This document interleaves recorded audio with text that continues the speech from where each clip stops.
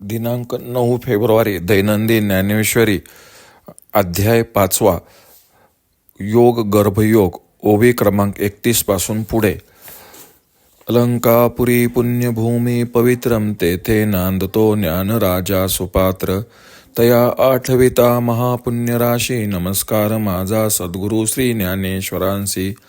संन्यासस्तु महाबाहो दुःखमाप्तोपयोगतः. योगयुक्तो मुनिर्ब्रह्म न चिरेन धिगच्छति. जो युक्तिपंथे पार्था चढे मोक्ष पर्वता तो महासुखाचा निमता वैला पावे. एरा योगस्थिती जया सांडे तो वायाची गा हव्यासी पडे. परिप्राप्ती कही न घडे संन्यासाची. योगयुक्तो विशुद्धात्मा विजितात्मा जितेंद्रिय. सर्वभूतात्मभूतात्मा कुर्वनंती न लिप्यते. जेने भ्रांतीपासून हिरतले गुरुवाक्य मन धुतले मग आत्मस्वरूपी घातले हारवनिया. जैसे समुद्री लवण न पडे तव वेगळे अल्प आवडे मग होय सिंधूची एवढे मिळे तेव्हा. तैसे संकल्पोनी काढिले जयाचे मनची चैतन्य जाहले तेने एक देशीये परिव्यापले लोकत्रय. आता करता कर्म करावे हे खुंटले तया स्वभावे आणि करी जरी आगवे तरी अकर्ता तो.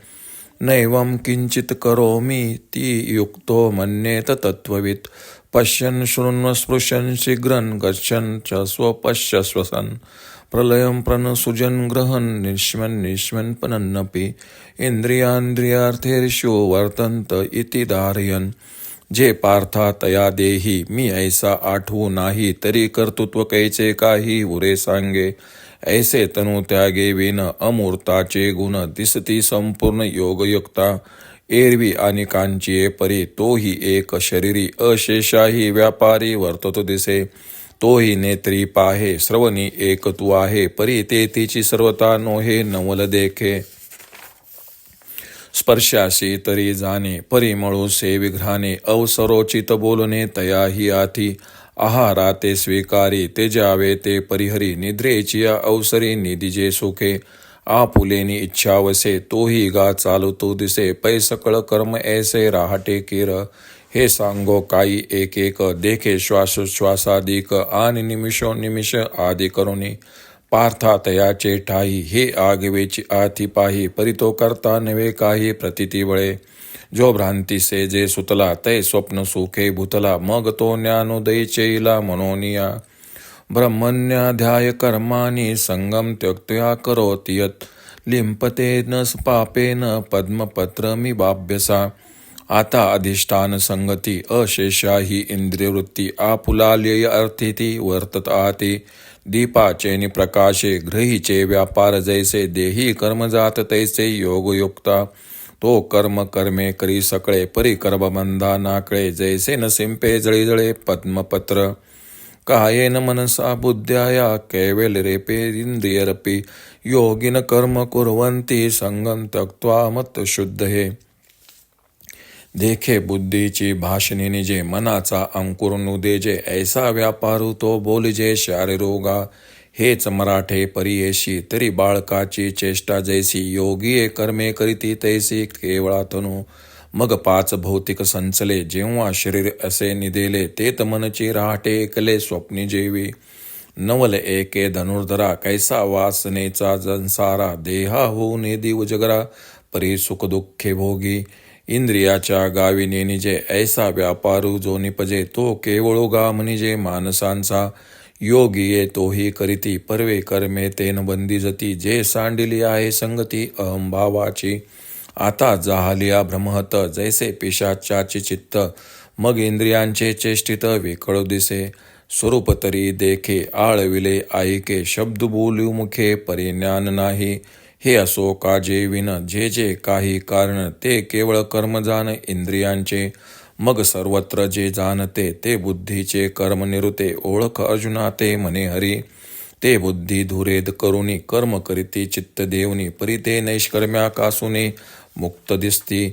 जे बुद्धीच्या ठाऊने देही त्या अहंकाराची सेची नाही म्हणून कर्म करिता पाही चोखाडिले. अर्थ अर्जुना, जो निष्काम कर्मे करून मोक्षरूप पर्वतावर चढतो तो परमानंद रूपी शिखर त्वरेने गाठतो. जो कर्ममार्गाचे आचरण करीत नाही तो व्यर्थ संन्यासाच्या छंदात पडतो, परंतु त्याला संन्यासाची प्राप्ती केव्हाच होत नाही. ज्याने आपले मन सर्व विषयांपासून आवरून व गुरुपदेशाने स्वच्छ करून आत्मस्वरूपाच्या ठिकाणी लावले, जसे समुद्रात मीठ घातले नाही तोपर्यंत ते वेगळे व अल्प दिसते, पण तेच समुद्रात घातले म्हणजे समुद्रभर पसरते. त्याप्रमाणे ज्याचे मन संकल्पापासून वेगळे केल्याने ब्रह्मरूप झाले आहे त्याचे मन एकदेशीय खरे, पण त्याने त्रिभुवन व्यापले आहे असे समज.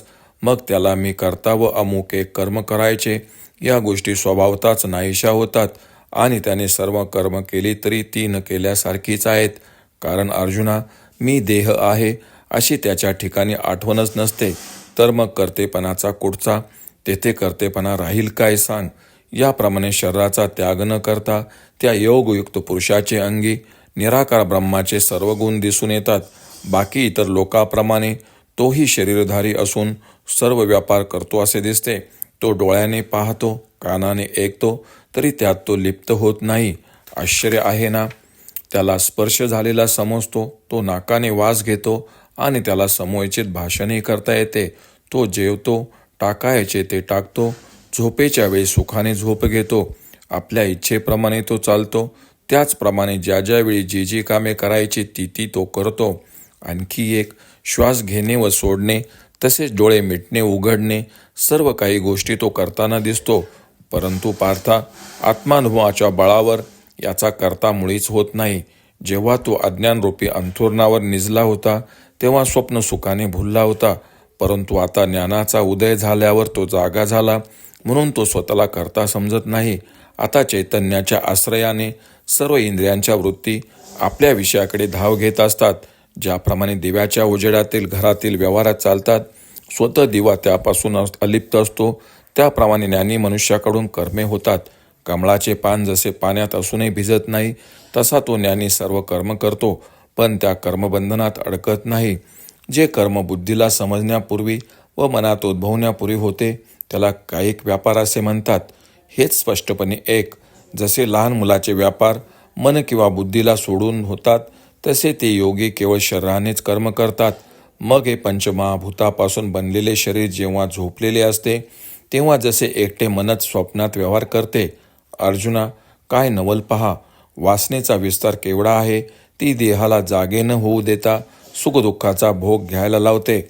अरे, इंद्रियांना ज्याचा पत्ता नसतो असे जे कर्म उत्पन्न होते त्याला मानसिक व्यापार असे म्हणतात. योगी तेही कर्म करतात, पण त्यात बांधले जात नाही, कारण त्यांनी अहंकाराचा त्याग केला असतो.